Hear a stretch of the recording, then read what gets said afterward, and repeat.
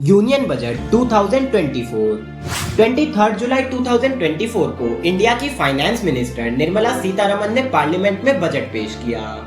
इस बजट का फोकस बताया गया ज्ञान पर। यहाँ ज्ञान का मतलब है गरीब, युवा, अन्नदाता और नारी शक्ति। लेकिन इस बजट के पेश होने के बाद से ही इस पर काफी ज्यादा विवाद चल रहा है। मिडिल क्लास में तो खासकर इस बजट के प्रति काफी ज्यादा डिससैटिस्फैक्शन देखने को मिला।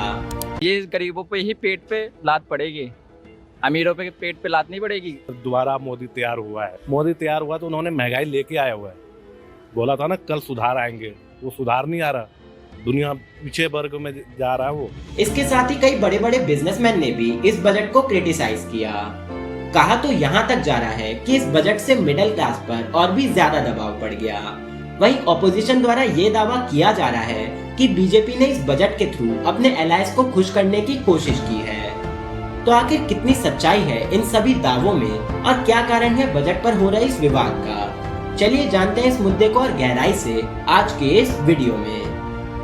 इसीलिए हमारे देश में जो लोग सरकार को अपनी आय पर इनकम टैक्स देते हैं, उनसे हम ये कहना चाहते हैं कि वो आज से अपना कोई बड़ा निवेश प्लान कर सकते हैं, क्योंकि आज के फैसले से उन्हें एक बहुत बड़ी रकम हर महीने बचने वाली। तो सबसे पहले जरा इस बजट में सरकार द्वारा किए गए कुछ बड़े फैसलों पर नजर डालते हैं। इस बजट में सरकार ने न्यू इनकम टैक्स रिजीम में स्टैंडर्ड डिडक्शन की लिमिट को बढ़ा दिया। स्टैंडर्ड डिडक्शन बेसिकली एक ऐसा अमाउंट है जिसको आप अपनी सैलरी से हटा सकते हैं और इस अमाउंट पर आपको बिल्कुल भी इनकम टैक्स देने की जरूरत नहीं पड़ती। इस अमाउंट को 50,000 से बढ़ाकर 75,000 कर दिया गया। इसके साथ ही गवर्नमेंट द्वारा इनकम टैक्स स्लैब में भी चेंजेस किए गए। इसके अलावा deduction on family pension for pensioner को भी 15,000 से बढ़ाकर 25,000 कर दिया गया। इसके बाद बारी आती है एक ऐसे फैसले की जिस पर इस बजट में काफी ज्यादा चर्चा देखने को मिली। Short term capital gain tax को 15% से बढ़ाकर 20% कर दिया गया। ये टैक्स बेसिकली उन एसेट पर लगाया जाता है जो इन्वेस्टर 1 साल से कम के लिए होल्ड करते हैं। इसके साथ ही long term capital gain tax को भी 10% से 12.5% तक बढ़ा दिया गया। कई बड़े इन्वेस्टर ने इस फैसले का कड़ा विरोध किया। अगर आप कैपिटल गेन देखेंगे उसमें बढ़ा दिया गया है।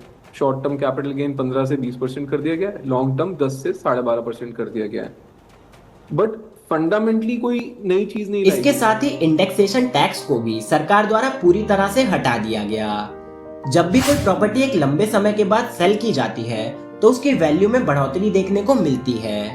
अब इस वैल्यू एप्रिसिएशन का एक कारण इन्फ्लेशन भी होता है। इंडेक्सेशन टैक्स इस इन्फ्लेशन को एडजस्ट कर देता है, जिसका मतलब है कि एक सेलर को जो एक्चुअल बेनिफिट हुआ है केवल उसी पर ही टैक्स लगाया जाएगा। इसके अलावा इस बजट में सरकार ने अनएम्प्लॉयमेंट की प्रॉब्लम को टैकल करने के लिए भी कुछ इनिशिएटिव लिए।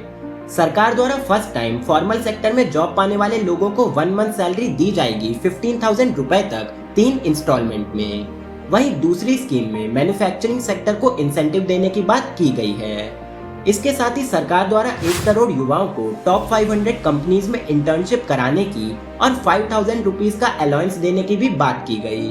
बात की जाए बजट को मिल रहे क्रिटिसिज्म की, तो इस बजट में मिडिल क्लास के लिए कोई भी सिग्निफिकेंट रिलैक्सेशन देखने को नहीं मिली।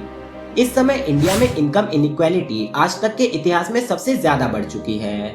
हमारे देश की केवल 1% पॉपुलेशन तकरीबन 40% वेल्थ पर कंट्रोल करती है। इस इनइक्वालिटी को कम करने के लिए सोसाइटी के रिच सेक्शन पर टैक्स बर्डन को बढ़ाना होगा और गरीब और मिडिल क्लास ग्रुप से आने वाले लोगों पर स्पेंडिंग बढ़ानी होगी। हालांकि इस बजट में इसके लिए कोई भी सिग्निफिकेंट स्टेप देखने को नहीं मिला। इसके अलावा बीजेपी पर अपने अलायंस को फेवर करने का आरोप भी लगाया जा रहा है। जैसा कि आप सब जानते हैं कि इस बार के लोकसभा इलेक्शन में बीजेपी को मेजॉरिटी मार्क हासिल करने के लिए आंध्र प्रदेश की टीडीपी पार्टी और बिहार की जेडीयू पार्टी का सपोर्ट लेना पड़ा। इस बार के बजट में इन दोनों स्टेट को काफी बड़ा पोर्शन एलोकेट किया गया। आंध्र प्रदेश को इस बजट में 15,000 करोड़ रुपए दिए गए हैं, वहीं दूसरी तरफ बिहार के डेवलपमेंट के लिए 26,000 करोड़ रुपए एलोकेट किए गए। ऑपोजिशन द्वारा इस बजट को नीतीश नायडू बजट भी कहा जा रहा है। आपके इस बजट के बारे में क्या विचार है? क्या आप इस बजट से सेटिस्फाइड हैं? हमें कमेंट करके जरूर बताएं। धन्यवाद।